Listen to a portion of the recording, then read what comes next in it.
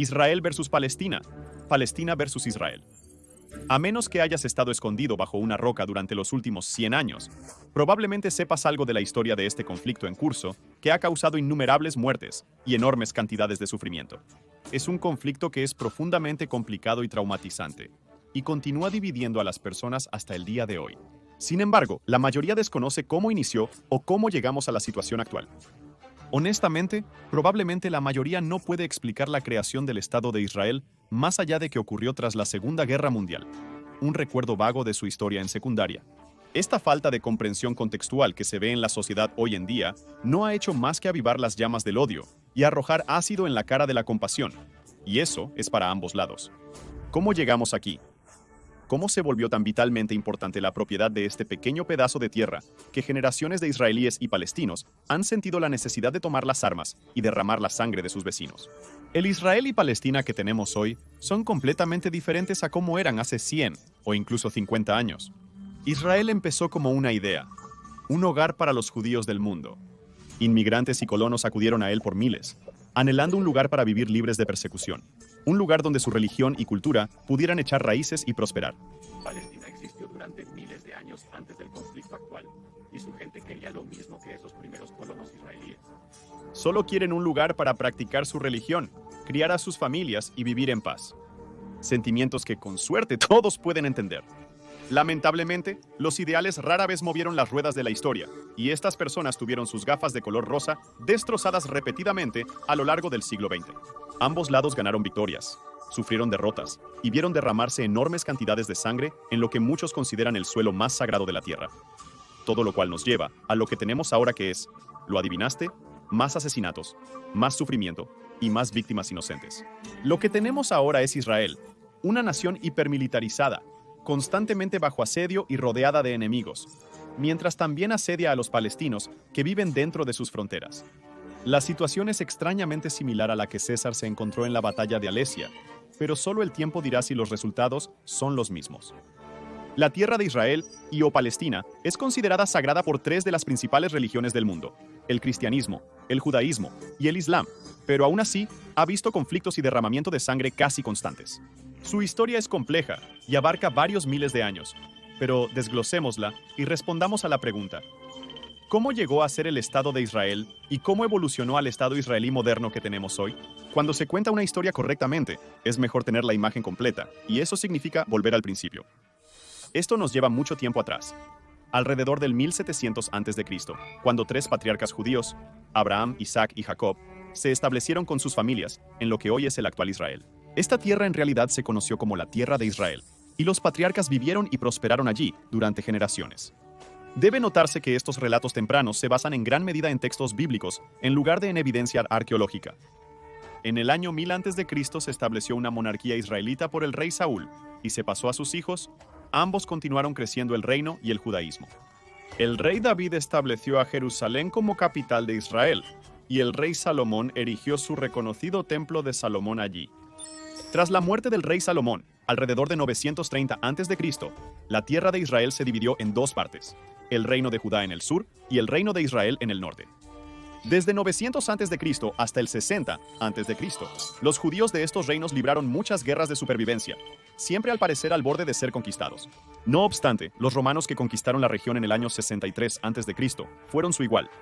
Se desconoce cuándo el nombre o una versión del nombre, Palestina, comenzó a asociarse con la región, ya que hay varios escritos y artefactos que parecen referirse al área como tal a lo largo de la historia. Lo que sí sabemos, sin embargo, es que no había absolutamente ningún amor entre los romanos y sus súbditos judíos que habitaban esta tierra de Palestina. Del 66 al 135 después de Cristo, romanos y judíos protagonizaron guerras extremadamente destructivas y sangrientas. Los judíos tuvieron un sabor de victoria en el 66 después de Cristo, cuando las fuerzas pudieron emboscar y masacrar a 6.000 romanos y capturar el símbolo de orgullo de la legión, su águila dorada. Sin embargo, los romanos no tomaban a la ligera ofensas como estas. A menudo masacraban aldeas enteras por poco más que insultos, y luego afirmaban que lo hacían en defensa propia. Mientras los romanos se vengaban, los judíos luchaban valientemente, pero al final no pudieron resistir el poderío militar romano. En el año 70 después de Cristo, los romanos sitiaron, saquearon la ciudad de Jerusalén y destruyeron el segundo templo. El templo era un sitio sagrado judío, y era una reconstrucción del templo de Salomón que había sido destruido previamente. El saqueo llevó a incontables cantidades de muertes, persecuciones y esclavitud del pueblo judío en esta región. A pesar de que muchos resistieron la ocupación romana hasta el año 135 después de Cristo, nunca recuperaron el ímpetu inicial del conflicto. La población judía se volvió más dispersa y descentralizada. Esta se volvió una tendencia en los siglos siguientes, con la aparición de una nueva religión. El Islam comenzó durante el siglo VII después de Cristo, cuando un joven llamado Mahoma comenzó a predicar la adoración de un solo Dios, preparándose para el día del juicio final y dando caridad a los pobres y necesitados. Para el momento de su muerte en 632 después de Cristo, la mayor parte de la península arábiga se había convertido al Islam y sus seguidores continuaron donde él lo dejó. Las guerras de conquista que siguieron vieron al Islam echar raíces desde España hasta Pakistán. En este tiempo, judíos y musulmanes coexistieron mayormente en paz. Bajo el mandato de los califatos y luego de los turcos selyúcidas, los judíos florecieron como no lo habían hecho en más de 500 años. Se les brindaron nuevas posibilidades para crecer académica y económicamente. A pesar de la persistente persecución, los judíos experimentaron un avance positivo, aunque no perfecto. En el periodo de las Cruzadas, en 1099 y 1260, la situación era adversa para los judíos. Enfrentaron una intensa persecución en toda Europa, ya que los cristianos allí lanzaron ataques en represalia por el papel que creían que los judíos habían desempeñado en la crucifixión de Jesús. La situación empeoró tanto que en 1099, cuando los ejércitos cristianos sitiaron Jerusalén, los judíos residentes asistieron a los musulmanes en su defensa. Esta sorprendente muestra de amistad fue efímera, ya que los cruzados quemaron vivos a los defensores judíos en una sinagoga una vez que la ciudad fue conquistada. Lo creas o no, las cosas mejoraron desde aquí. Tras el fin de las cruzadas y la Edad Media, el Medio Oriente presenció el surgimiento de otro imperio, el otomano, listo para agitar las cosas. El Imperio Otomano se transformó en refugio para judíos que escapaban de la persecución y violencia en Europa. Esto fue especialmente prevalente después del Edicto de Expulsión en 1492 y la institución de lo que se conocería como la Inquisición Española. Esto degeneró en persecución patrocinada por el Estado, tortura, asesinato y expulsión de judíos y musulmanes de España. También continuó en otras partes de la cristiandad, pero los españoles de este periodo realmente se enorgullecían de sus crímenes. Numerosos judíos debieron elegir entre convertirse al cristianismo forzosamente o morir. Sorprendentemente, esto duró unos 350 años, de 1492 a 1834. Aunque el Imperio Otomano proporcionó cierta protección para los judíos que huían de la persecución, no era una utopía de tolerancia y amistad. A pesar de ser tratados como inferiores y sufrir cierta persecución, los judíos favorecían a los otomanos sobre sus contrapartes cristianas europeas debido a los beneficios sociales y económicos que obtenían allí. Mientras los judíos continuaban viviendo en lo que nuevamente se llamaba Palestina, en el Imperio Otomano, hasta bien entrado el siglo XIX, algo estaba gestándose en Europa. Algo que tendría un tremendo impacto en los asuntos mundiales y prepararía el escenario para el Estado moderno de Israel, el sionismo. El sionismo, iniciado a finales del siglo XIX, es un movimiento que sostiene que los judíos deberían tener su propia patria en su tierra tradicional, conocida como Tierra de Israel o Palestina. El sionismo surgió por dos razones: el antisemitismo y la Ilustración. En los siglos XIX y XX, el antisemitismo en Europa era rampante, como durante siglos. A partir de la era medieval, los judíos enfrentaron expulsiones a gran escala de Europa occidental y se establecieron en muchos países de Europa oriental, como Polonia, que cayeron bajo el paraguas del Imperio ruso. Los judíos aquí volvieron a enfrentar un incremento en la persecución y violencia. Se manifestó mediante pogromos. Los pogromos son disturbios violentos incitados para masacrar o expulsar ya a un grupo étnico o religioso. Puede aplicarse a cualquier grupo, pero históricamente se ha utilizado para describir un ataque a las personas judías. A pesar de su prevalencia en el Imperio ruso moderno, los pogromos también ocurrieron en otras regiones de Europa. El Imperio ruso en este momento estaba muy por detrás del resto de Europa, en términos de reforma social. Mantuvieron a sus campesinos en servidumbre, una forma de esclavitud medieval, hasta 1861. Así que en el Imperio ruso en este momento, las tensiones religiosas, étnicas, socioeconómicas, como quieras llamarlo, eran muy altas, y a veces estas se desbordaban en niveles deplorables de violencia. Los letales pogromos de Odessa ocurrieron en 1821, 1859, 1871 y repetidamente entre 1881 y 1906. El último periodo fue el más sangriento, con 400 judíos asesinados en el pogromo de 1905. Se destruyeron 1.600 propiedades y negocios, y un número incontable de mujeres sufrieron abusos horribles. Por lo tanto, no debería sorprendernos en absoluto que los judíos de Europa quisieran una tierra para vivir libres de persecución y violencia. Al mismo tiempo, hubo un periodo de iluminación judía conocido como Haskalah, que resonaba en toda Europa. Haskalah buscaba celebrar y promover la religión, la cultura judía y el idioma hebreo, al mismo tiempo que alentaba a sus seguidores a integrarse aún más en la sociedad e industria europeas. Estos dos factores, opuestos polares entre sí, llevaron al movimiento sionista y a su mayor practicante y fundador, Theodor Herzl. Herzl nació en el Imperio Austrohúngaro, en lo que ahora es Budapest, en 1860. Habiendo presenciado el antisemitismo como un joven, se convenció de que la completa asimilación judía en Europa era imposible.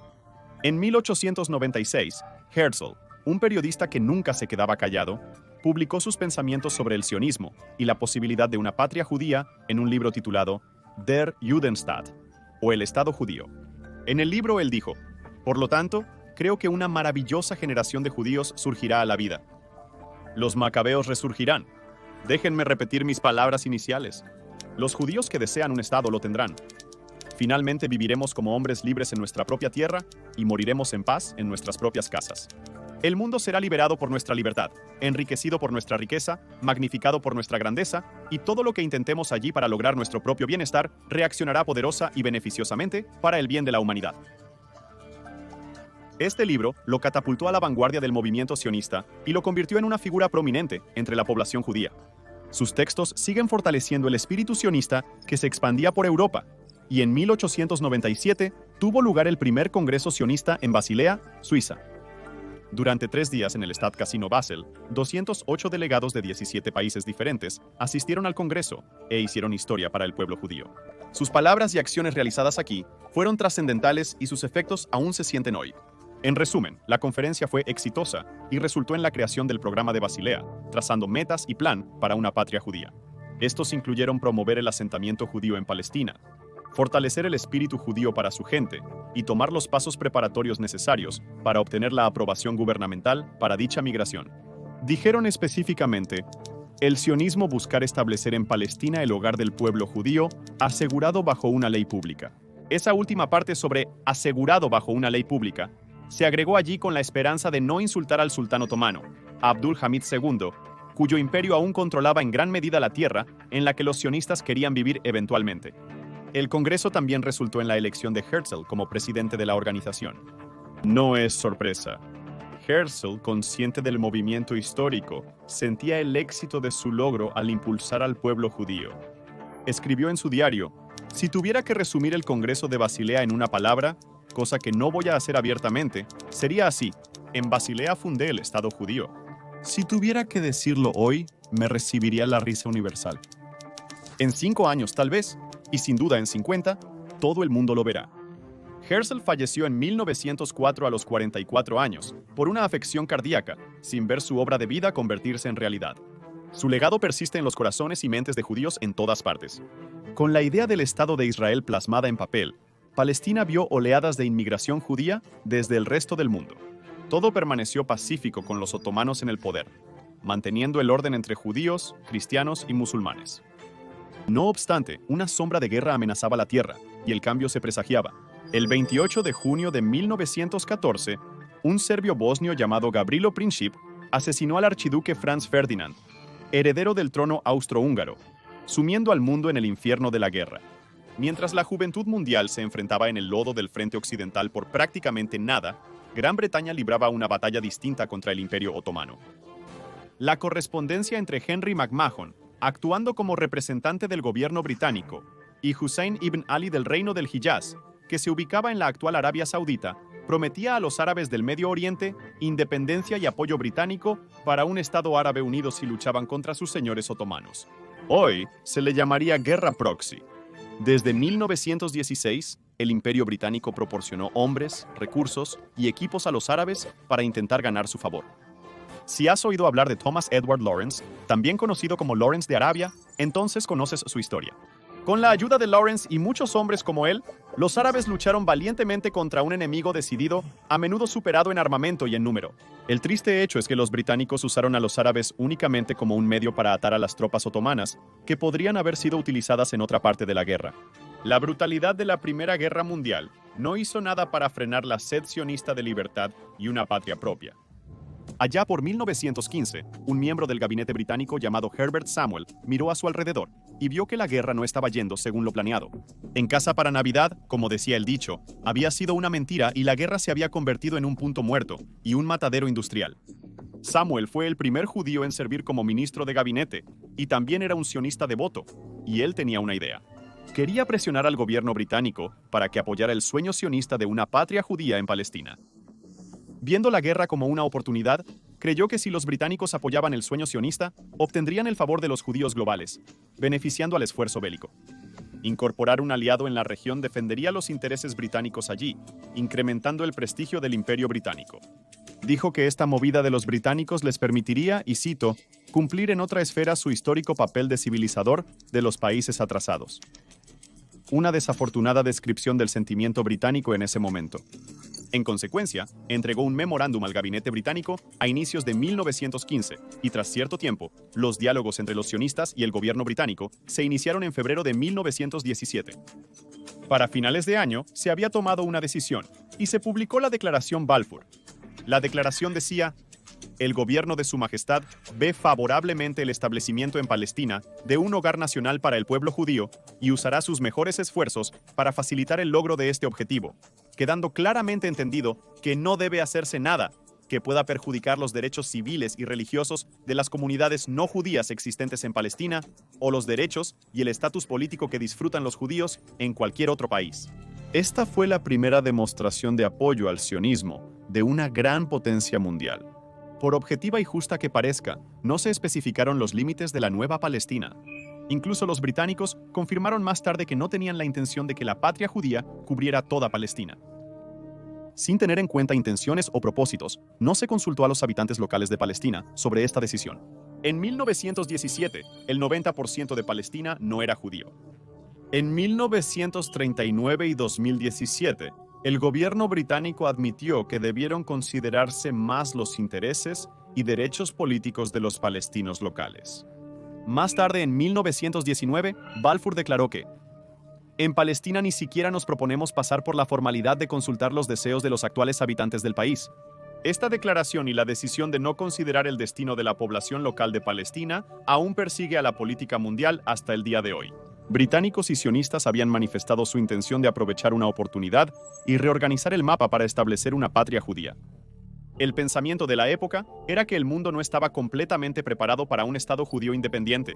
En cambio, asumían orgullosamente que si era administrado por el Imperio Británico, sería más tolerable para el resto del mundo. Ahora solo necesitaban que la tierra estuviera libre.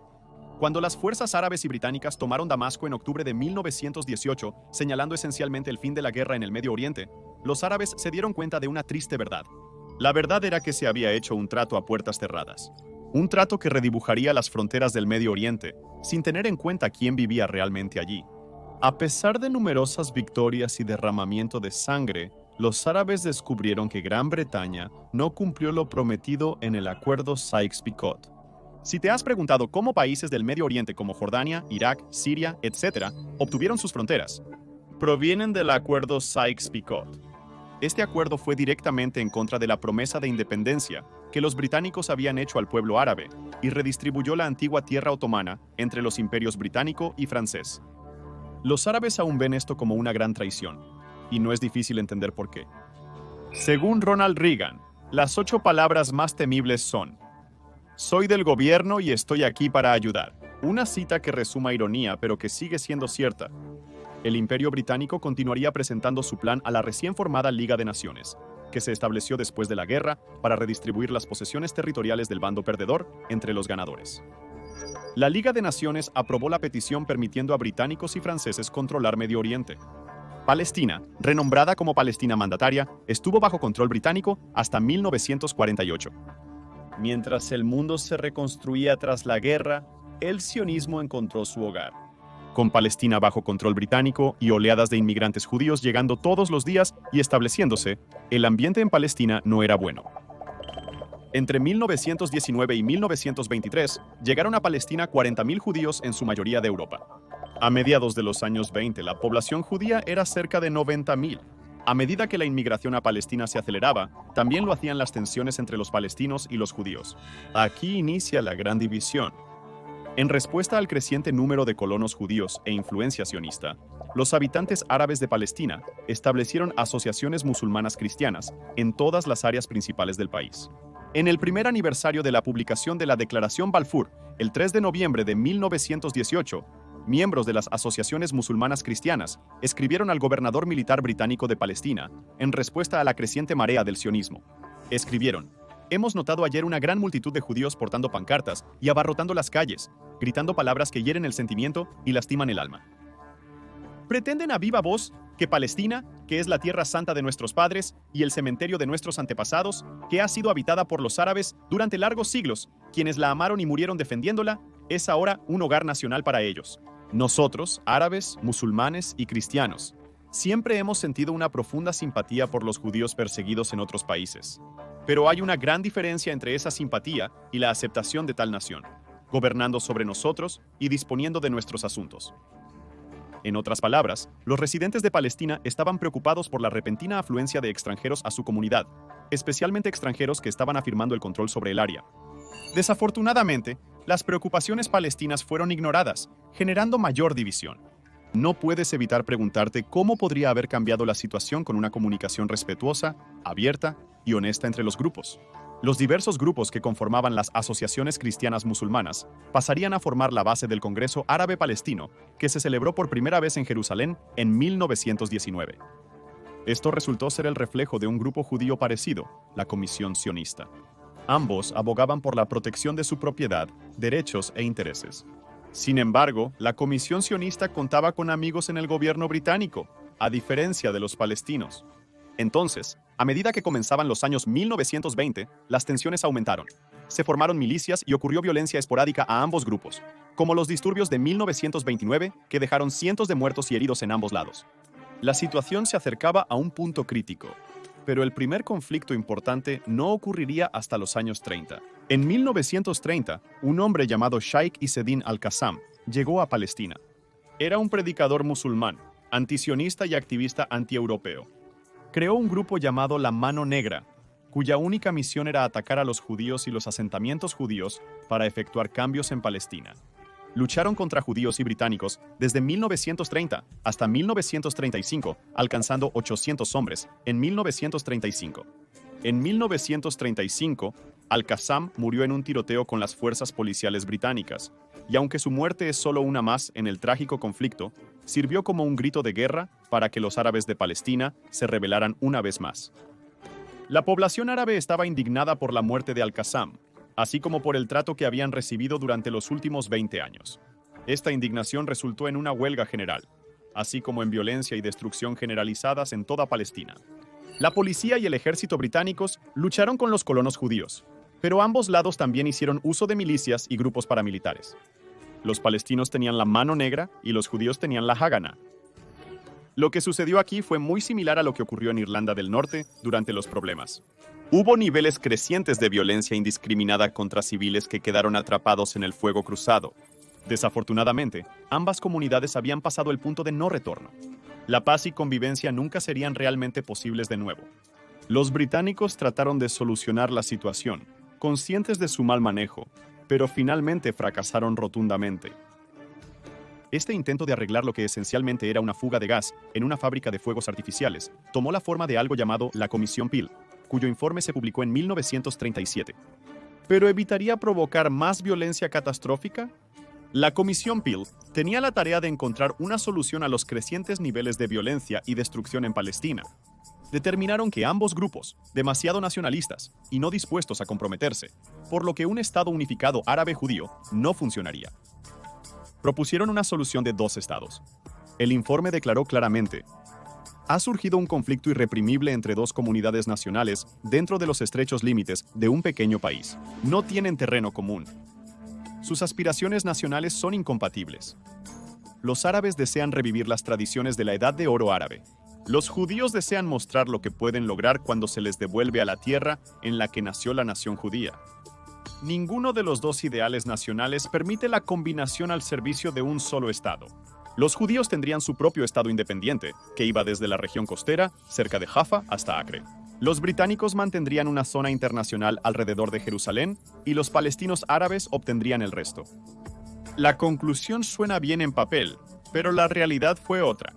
La forma en que esto funcionaría sería que la población palestina sería trasladada del nuevo sector judío a lo largo de la costa, a su sector en el área interior más montañosa.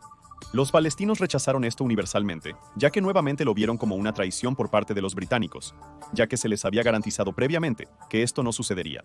Se verían obligados a reubicar grandes cantidades de la población, mientras también cedían las tierras de cultivo más fértiles de la región a los judíos.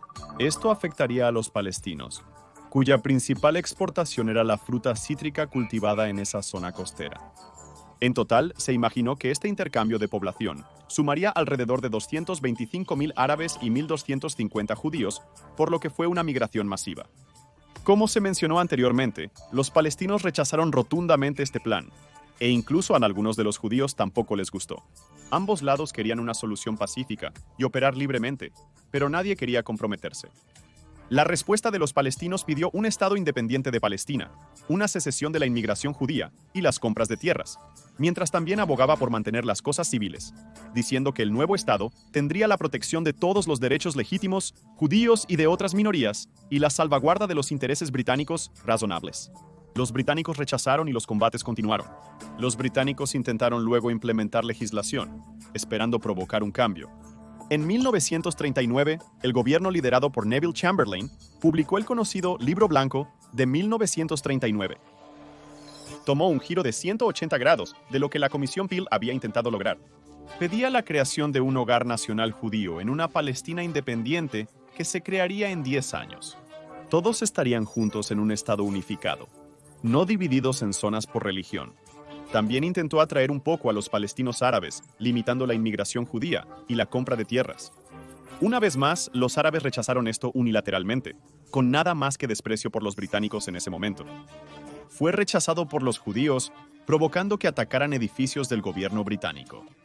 Desde 1939, más de 5.000 árabes, 400 judíos y 200 británicos fueron asesinados y al menos 15.000 árabes resultaron heridos en combate. Además de esto, el 10% de la población masculina adulta árabe fue asesinada, herida, encarcelada o exiliada, y los británicos confiscaron 13.200 armas de fuego de los árabes y 521 armas de los judíos. Así, mientras continuaban el caos y los asesinatos, ciertos eventos en Europa los eclipsaron. Estos eventos resultarían en la mayor tragedia que el pueblo judío ha tenido que soportar, pero también les permitiría obtener la independencia que siempre habían deseado. El 1 de septiembre de 1939, Hitler y su legión de soldados invadieron Polonia e iniciaron la Segunda Guerra Mundial.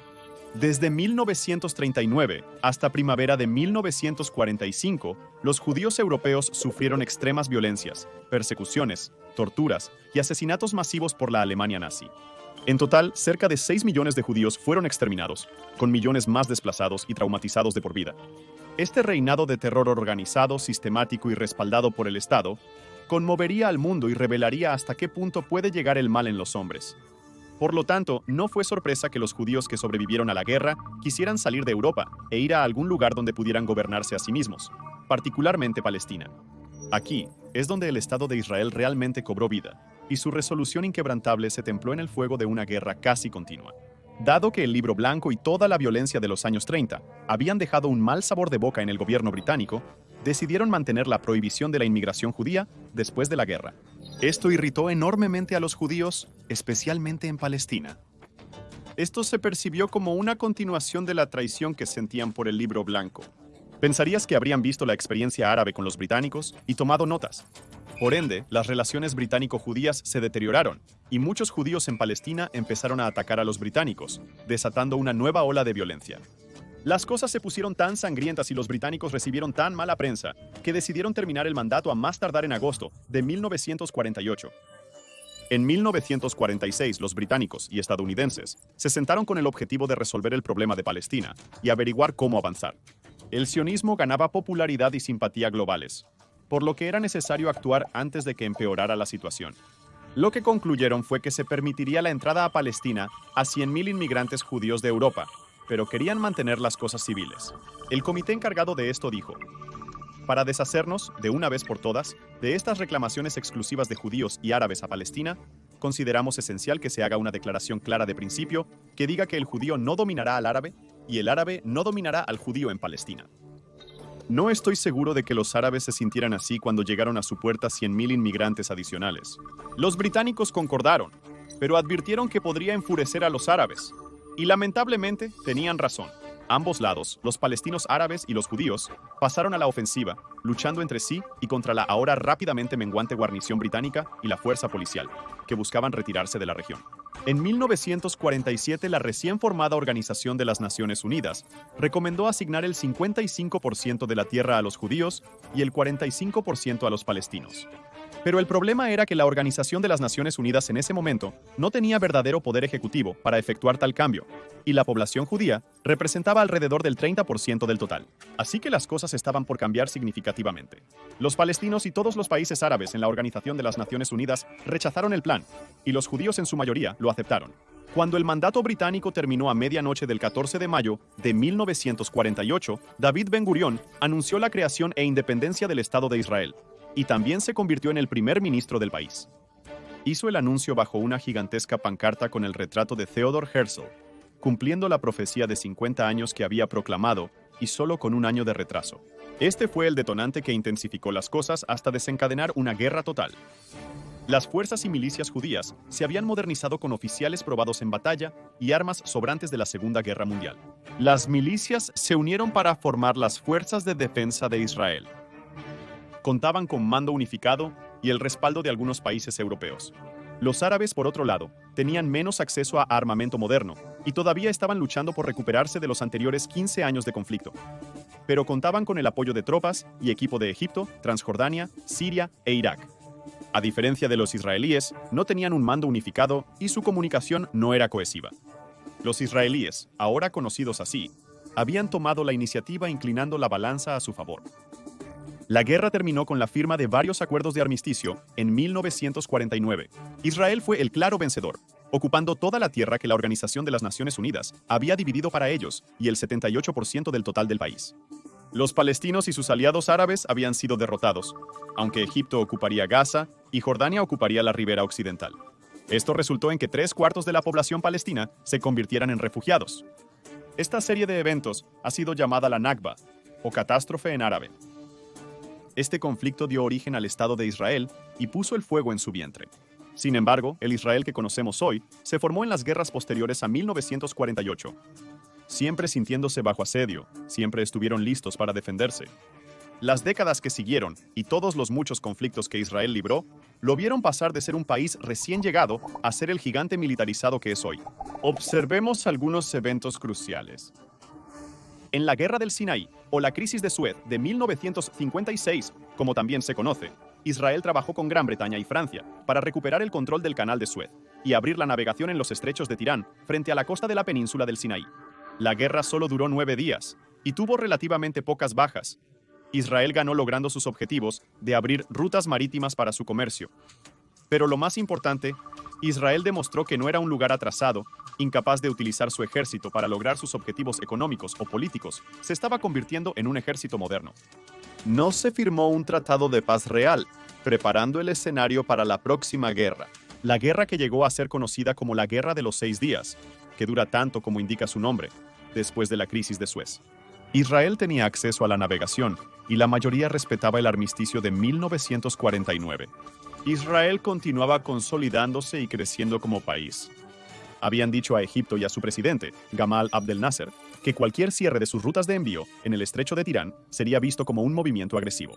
Desafortunadamente, en 1967, las tensiones se elevaron de nuevo cuando Gamal Abdel Nasser cerró de nuevo los estrechos y posicionó al ejército egipcio defensivamente en sus fronteras. Israel se encontró bien equipado con equipos modernos y bien entrenado, siempre listo para el combate. Los pilotos en especial estaban mucho más altamente entrenados y eran más eficientes que sus homólogos árabes. Israel lanzó una ofensiva preventiva desde el aire, tierra y mar, sorprendiendo y paralizando completamente al ejército egipcio y ganando el control total de la península del Sinaí. Siria y Jordania también participaron en la guerra, pero sus roles fueron mínimos, ya que hicieron poco para frenar al ejército israelí en el logro de sus objetivos. Cuando las cosas se enfriaron, y la guerra se cerró con el acuerdo de alto al fuego. Habían muerto 20.000 y solo alrededor de 1.000 israelíes habían perdido la vida. Esta fue una victoria completa y total para Israel y les permitió tomar el control de la Franja de Gaza, Cisjordania y la península del Sinaí. No obstante, lo crucial es que Israel tenía más evidencias de que sus teorías persistían en el campo. Eran la fuerza militar preeminente en el Medio Oriente y continuaban demostrándolo una y otra vez. Esta tendencia continuó, e Israel siguió profundizando sus lazos con Occidente, y específicamente con los Estados Unidos, en el próximo conflicto, la Guerra de Yom Kippur. La guerra comenzó en el día sagrado judío de Yom Kippur, el 6 de octubre de 1973. Esta fue esencialmente la secuela de la Guerra de los 6 días, en que las fuerzas opuestas eran las mismas con un par de diferencias importantes. Estados Unidos respaldó a Israel y la Unión Soviética respaldó a los árabes, por lo que ahora lo que esencialmente era un conflicto regional se había convertido en una guerra proxy con implicaciones políticas globales. Hubo fuertes combates en Israel, Sinaí, Siria y otros lugares de la región durante 2 semanas, hasta que finalmente se llamó a un alto el fuego el 25 de octubre. Israel triunfó nuevamente, aunque no tan fácil como en 1967. Los árabes lograron victorias iniciales, haciendo que los israelíes se percataran de su vulnerabilidad y la necesidad de mantener constante preparación militar. Israel ocupaba la península del Sinaí hasta el Tratado de Paz con Egipto, en 1979. Muchos en el mundo árabe estaban molestos con Egipto por firmar el Tratado de Paz y no deseaban abandonar la lucha. Grupos como Organización para la Liberación de Palestina creían que su misión era liberar a Palestina y a su gente de los israelíes. En la década de 1980, Israel estaba utilizando su ejército para ocupar y mantener el control sobre las áreas de mayoría palestina de Gaza y Cisjordania. Los palestinos y otros aliados árabes estaban enojados por la ocupación, pero también por el hecho de que cada vez más judíos se estaban asentando en estas áreas. La Organización para la Liberación de Palestina e Israel tuvieron luchas intermitentes durante años en conflictos menores, hasta que en 1987, la Organización para la Liberación de Palestina y sus aliados iniciaron la primera intifada, elevando las tensiones a un nuevo nivel. Comenzando con un accidente de tráfico entre un camión de las Fuerzas de Defensa de Israel y algunos vehículos civiles palestinos, la Organización para la Liberación de Palestina lo utilizó como justificación para lanzar un levantamiento. Hubo violencia generalizada y disturbios en toda Gaza y Cisjordania, ya que la Organización para la Liberación de Palestina y otros grupos atacaron a las Fuerzas de Defensa de Israel en cada oportunidad. Las Fuerzas de Defensa de Israel respondieron desplegando 80.000 soldados y utilizando contramedidas que algunos consideraron demasiado extremas, a menudo utilizando municiones reales y otros métodos de fuerza letal como medio de control de disturbios. Israel comenzó a ser criticado por su uso de lo que algunos llamaron fuerza excesiva. Israel afirmó que estaban justificados debido a los niveles iguales de violencia palestina. Esta fue la primera vez que el apoyo a Israel y las fuerzas de defensa de Israel vaciló dentro del oeste. La crítica finalmente obligó a las fuerzas de defensa de Israel a adoptar algunos métodos no letales de control de multitudes, pero no sucedió de una vez.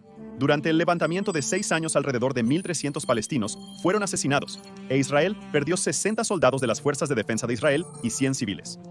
El mundo quería poner fin a esta violencia horrorosa, y el resultado fue algo llamado las Cartas de Reconocimiento Mutuo. Estas cartas se intercambiaron el 9 de septiembre de 1993 y fueron el primer signo de paz en mucho tiempo. Israel reconoció a la Organización para la Liberación de Palestina como un representante legítimo del pueblo palestino y acordó mantener negociaciones con ellos. La Organización para la Liberación de Palestina reconoció el derecho de Israel a existir, un hecho inédito para los palestinos, y renunció al terrorismo y militancia, buscando una resolución pacífica. Todo esto culminó en los acuerdos de Oslo unas semanas después. Esta reunión histórica vio al gobierno israelí y a la Organización para la Liberación de Palestina reunirse cara a cara por primera vez. Los dos grupos dieron pasos concretos hacia una resolución pacífica por primera vez en décadas. El resultado fue una retirada parcial de las fuerzas de defensa de Israel de Cisjordania y Gaza, la creación de la Autoridad Nacional Palestina y el reconocimiento de la Organización para la Liberación de Palestina como representante del pueblo palestino. La Autoridad Nacional Palestina serviría como gobierno interino en las áreas controladas por los palestinos de Gaza y Cisjordania, y estaría a cargo de la seguridad, el gobierno y la economía palestinos. Este acuerdo histórico parecía mover las cosas en la dirección correcta, pero lamentablemente, la esperanza se extinguió rápido. Lo que se acordó en los acuerdos de Oslo estaba destinado a ser un marcador de posición con acuerdos de paz permanentes que se discutirían a finales de los 90 y principios de los 2000. La cumbre de Camp David en 2000 iba a ser la negociación final que traería una paz duradera en Israel y Palestina.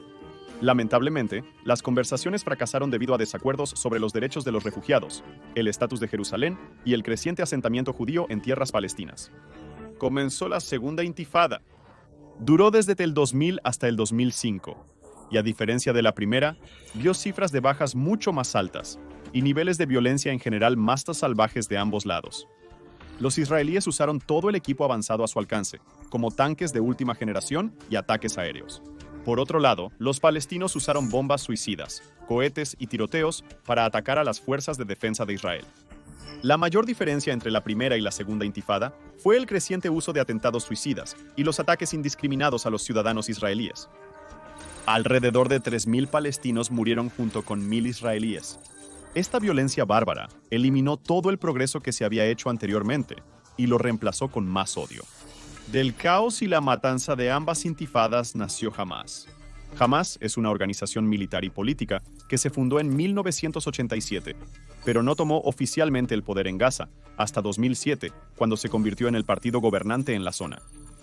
Reconocidos internacionalmente como un grupo terrorista, pero no por la Organización de las Naciones Unidas, son conocidos por sus ataques indiscriminados a civiles israelíes con bombas suicidas y ataques con cohetes. Tras la retirada de Israel de Gaza en 2005, la intifada terminó de manera no oficial. Desde 2005 hasta la actualidad, Israel ha mantenido un bloqueo o asedio sobre Gaza, rodeando el área y controlando estrictamente todas las entradas y salidas. ¿Recuerdas a César en Alesia? Los colonos aún se mudaron a la orilla oeste, por lo que, como podrías esperar, las tensiones siempre fueron altas.